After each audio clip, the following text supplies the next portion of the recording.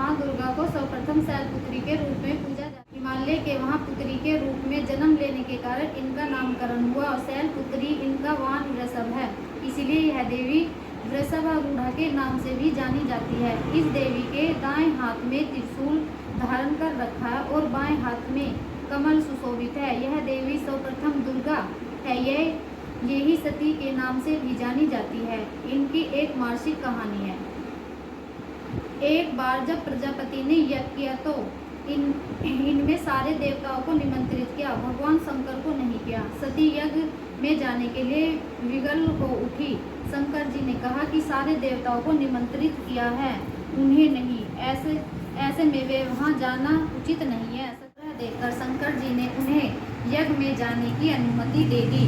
सती जब घर पहुंची तो सिर्फ माँ ने ही उन्हें स्नेह दिया। बहनों की बातों में व्यंग और उपहास के भाव थे। भगवान शंकर के प्रति भी तिरस्कार का भाव। दक्ष ने भी उनके प्रति अपमानजनक वचन कहे। इससे सती को क्लेश पहुंचा। वे अपने पति का यह अपमान न सह सकी और योगिनी द्वारा अपने को जलाकर भस्म कर लिया।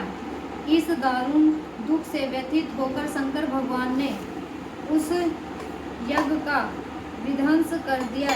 यही सती अगले जन्म में शैलराज हिमालय की पुत्री के रूप में जन्मी और शैलपुत्री कहलाई। पार्वती और हेमवती भी इसी देवी के अन्य नाम हैं। शैलपुत्री का विवाह भी भगवान शंकर से हुआ। शैलपुत्री शिवजी जी की अर्धांगिनी बनी। इनका महत्व और शक्ति अनंत है। माँ शैलपुत्री की कैसे पूजा करें? नवरात्रि के पहले दिन माँ शैलपुत्री की पूजा में सभी नदियों, तीर्थों और दिशाओं का आह्वान किया जाता है। पहले से लेकर आखिरी दिन तक नवरात्रि की पूजा में कपूर का इस्तेमाल बेहद शुभ माना गया है। कहते हैं कि माँ दुर्गा की पूजा में कपूर के इस्तेमाल से उनकी विशेष कृपा भक्तों को प्राप्त होती है। इनका श्लोक: या देवी सर्वभूतेषु शैलपुत्री रूपेण स्थिता, या देवी सर्वभूतेषु शैलपुत्री रूपेण स्थिता।